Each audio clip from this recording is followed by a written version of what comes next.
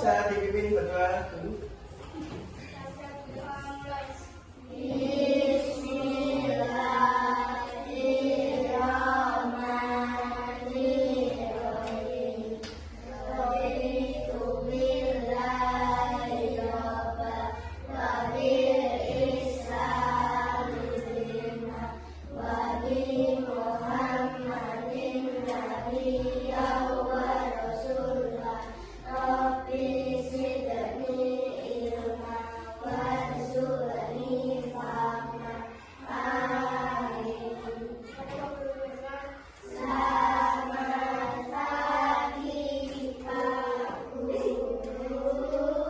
Ya, selamat pagi. Di sini perkenalan dulu ya.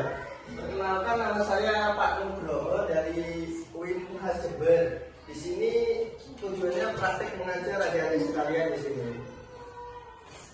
Mengenai akidah akhlak, cukup didengarkan saja ya.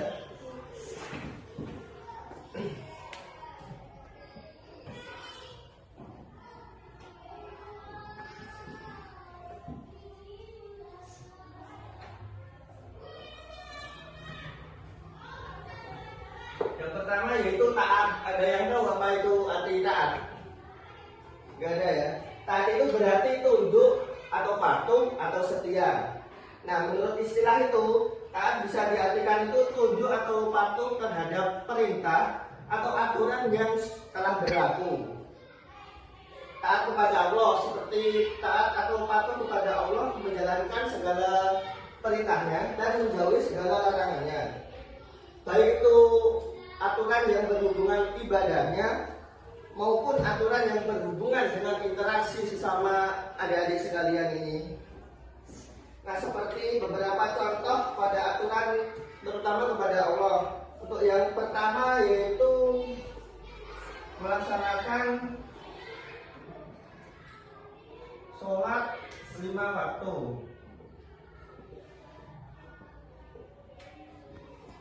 Seperti contoh, adik-adik ini kalau sudah melaksanakan sholat 5 waktu sudah termasuk patuh kepada Allah Subhanahu wa Ta'ala.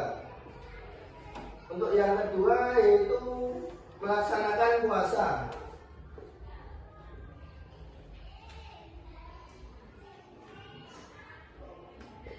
Di sini adik-adik ada yang puasanya penuh atau setengah hari, Mas ya? Sudah penuh? Ya, sudah bagus. Kalau sudah penuh itu sudah termasuk patuh kepada taat kepada Allah.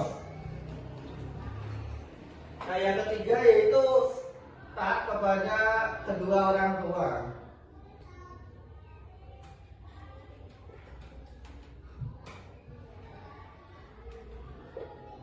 Seperti contoh begini, adik-adik kalau disuruh orang tua entah beli apa, itu harus patuh, harus taat, tidak boleh membantahnya.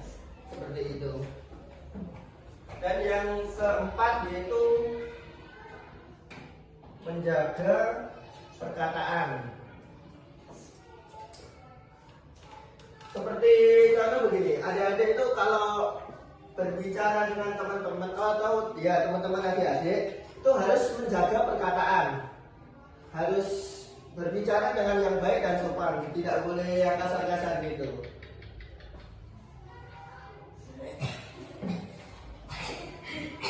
Nah, di sini taat itu ada contoh yaitu ada 5. Yang pertama taat kepada aturan.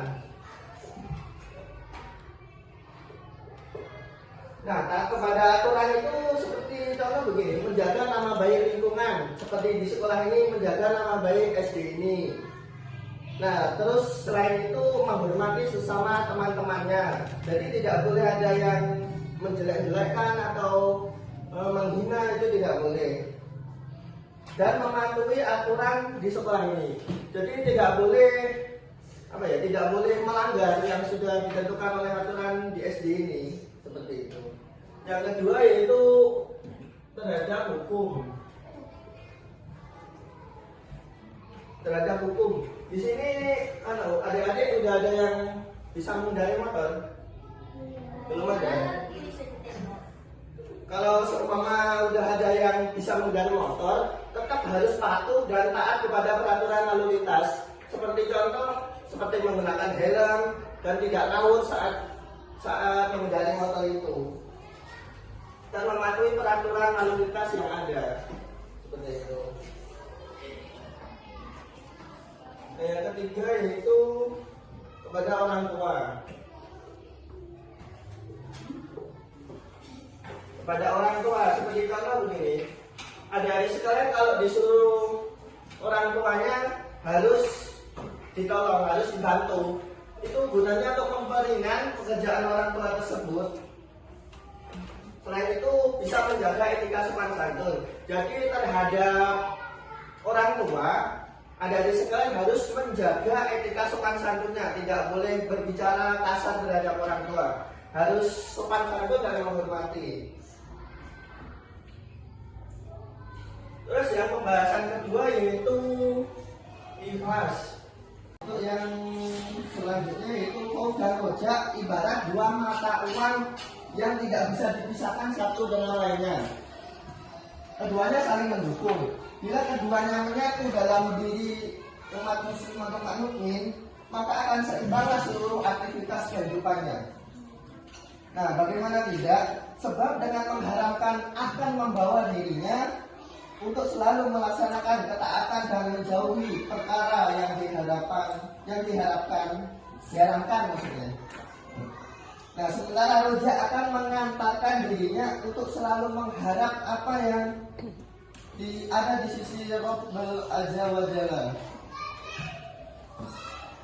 Nah, untuk yang selanjutnya contoh perilaku kau di sekolah. Seperti yang pertama yaitu tidak mencontek.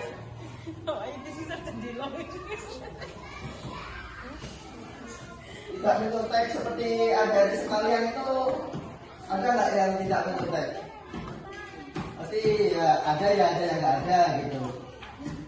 Mencontek itu sama halnya mengambil jawaban tanpa izin adik-adik sekalian itu. Nah, hal ini termasuk perbuatan curang. Karena nilai yang seharusnya ia dapatkan menjadi miliknya padahal berdasarkan perbuatan yang jujur atas mencontek tadi. Yang kedua yaitu menjauhi pertikaian.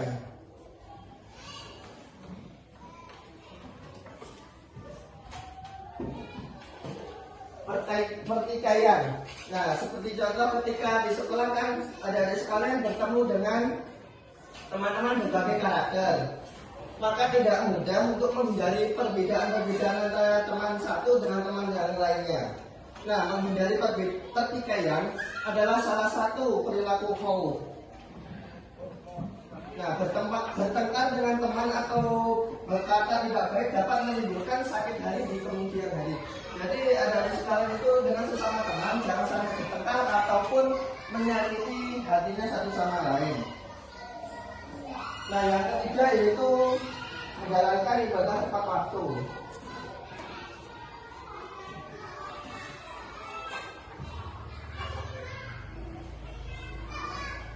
Khauf ini akan membuat seseorang adik-adik sekalian menjadi lebih khawatir, lebih takut ketika akan meninggalkan sholat tersebut. Nah, oleh sebab itu mereka akan melaksanakan ibadah tepat waktu walaupun berada di sekolah ini. Untuk yang keempat yaitu membahas mengenai taubat.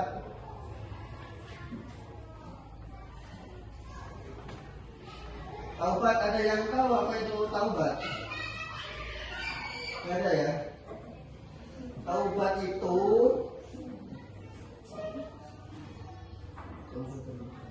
sebagai manusia biasa, bukan malaikat ataupun nabi yang memiliki sifat maksum atau terjaga dari perbuatan dosa secara langsung atau tidak langsung, secara sengaja atau tidak sengaja, ini kerap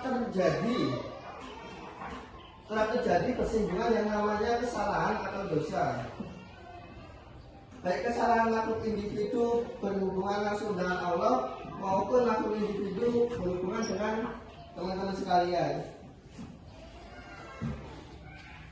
Nah, maka seharusnya lah kita menyegerakan diri untuk bertaubat kepada Allah dari segala dosa.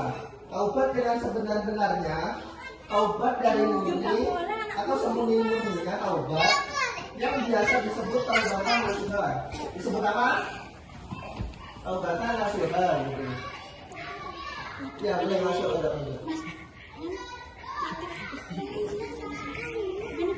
Nah, betapa manusia, adapun Rasulullah Shallallahu Alaihi Wasallam pernah bersabda, "Hai manusia, bertobatlah kepada Allah dan mintalah ampunan kepadanya." Sesungguhnya sendiri bertobat dalam sehari ada 100 kali. Ada berapa? 100 kali. Nah, contoh perbuatan taubat seperti yang pertama yaitu menyesali perbuatan yang telah dilakukan.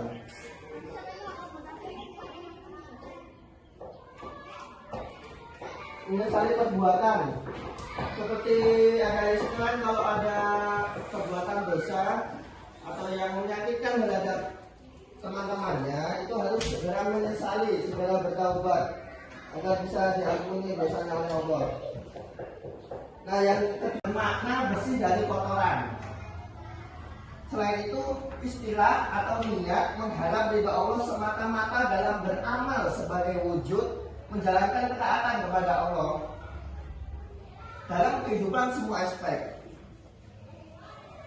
Karenanya, yang memiliki peran sangat penting dalam setiap amalan, baik amalan hati, lisan maupun badan. Nah, mengapa demikian? Ada yang tahu? Kalau ada yang tahu, ya ternyata nilai setiap amalan seseorang di sisi Allah tergantung pada keikhlasan dia dalam melakukan sesuatu tersebut, dalam melakukan sesuatu dengan niat tersebut. Nah, artinya menjaga niat semata-mata dan ikhlas kepada Allah dalam menjalankan segala amalan merupakan syarat utama diterimanya amalan tersebut. Nah, yang selanjutnya yaitu contoh perilaku ikhlas. Yang pertama yaitu memberi sedekah kepada orang yang membutuhkan tanpa imbalan. Seperti contoh begini, adik-adik ini kalau memberi sedekah tentang jajan, tentang uang, tentang apa terhadap teman-temannya itu harus ikhlas, tidak boleh mengharap imbalan untuk dikembalikan barang tersebut gitu. Nah, sedekah hukumnya menjadi wajib seperti kondisi darurat memenuhi kebutuhan orang lain yang membutuhkan itu. Nah, sedekah juga bisa berarti ria atau pamer. Jika makruh atau haram jika dipamerkan tersebut. Nah, sedekah itu ada dua. Yang pertama yaitu sedekah harta. Yang kedua yaitu sedekah non harta.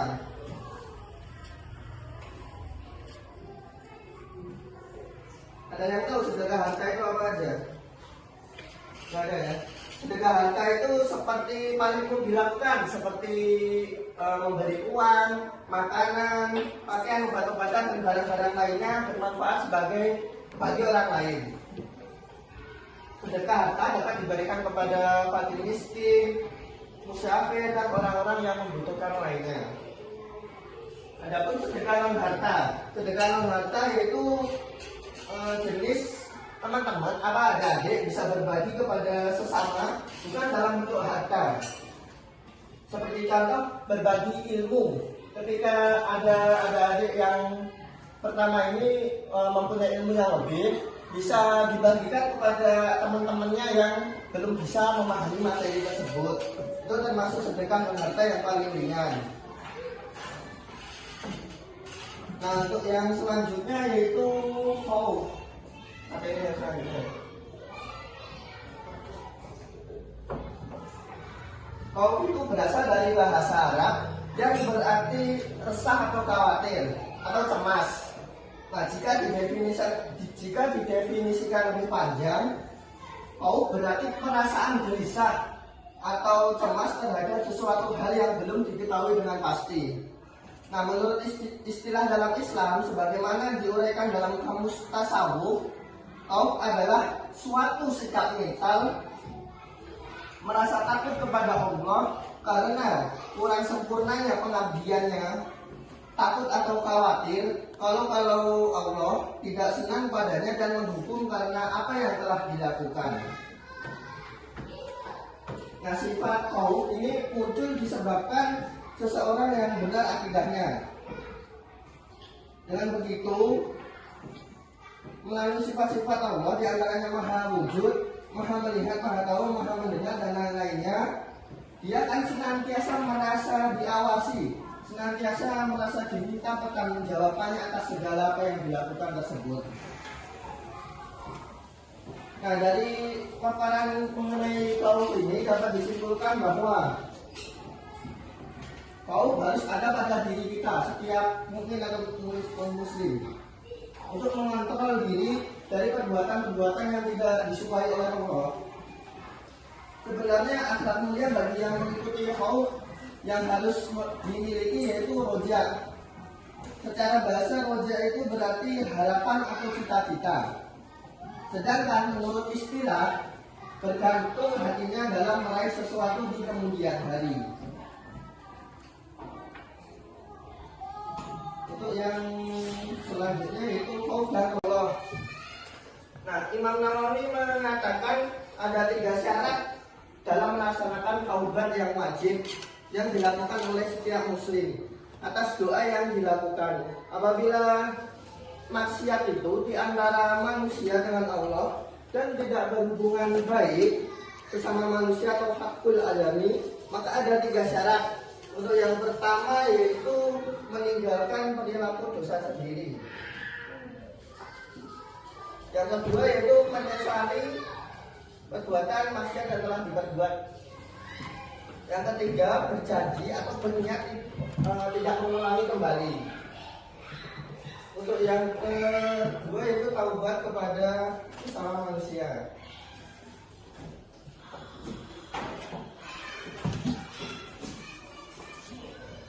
Taubat kepada manusia itu ada 4 syarat.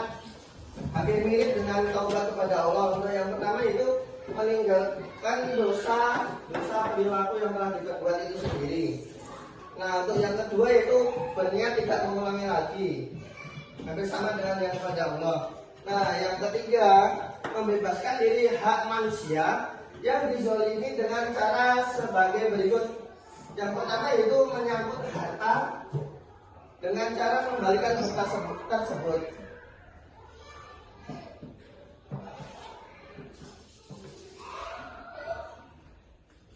Untuk yang kedua yaitu menyangkut non materi seperti pernah menfitnah, pernah menjelek-jelekkan, seperti ini tidak boleh. Maka hendaknya segera meminta maaf kepada yang bersangkutan. Seperti contoh adik-adik ini pernah melakukan penghinaan kepada teman lainnya, itu segera lakukan permaafan, meminta maaf agar taubatnya segera diampuni oleh Allah.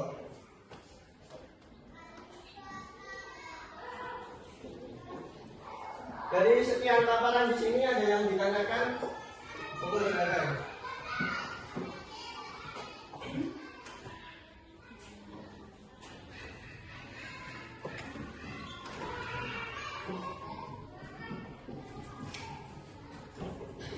Kalau nggak ada, saya kasih kesimpulan, yaitu yang pertama taat. Jadi adik-adik sekalian harus menaati semua perintah, entah perintah dari Allah maupun perintah dari sesama manusia. Nah, untuk yang ikhlas, jadi di waktu adik-adik sekalian saling membantu sesama teman-teman lain, harus ikhlas dan tidak boleh mengharapkan imbalan. Untuk yang ketiga yaitu khauf. Nah, adik-adik sekalian, biasakan sifat khauf ini kalau tidak terlalu terpaksa. Yang pertama itu tidak menyontek. Lebih baik hasil yang lebih murni tidak menyontek daripada hasil menyontek tapi nilainya lebih tinggi. Khauf selanjutnya itu menjauhi pertikaian. Ini yang paling penting. Walaupun banyak perbedaan karakter, tetap adik-adik sekalian itu menjauhi pertikaian atau pertengkaran atau berkelahi itu ya dijauhi biar semuanya itu hidup aman nyaman gitu. Untuk yang ketiga itu menjalankan ibadah. Jadi adik-adik sekalian kalau ada ibadah yang kosong segera melakukan ibadah. Yang terakhir yaitu taubat. Taubat itu apabila adik-adik sekalian melakukan suatu perbuatan yang berdosa atau melakukan kesalahan yang bersifat menyakiti teman-temannya, ada segera bertaubat agar ampunan itu dimanfaatkan oleh Allah. Sudah ya? Ada yang ditanyakan lagi? Kalau sudah, saya terima kasih telah memberi waktunya adik-adik sekalian, atau Bu Anis telah memberikan waktunya. Apabila ada kesalahan dalam pengucapan saya menjelaskan mengenai akidah akhlak ini, mohon dimaafkan. Wassalamualaikum warahmatullahi wabarakatuh.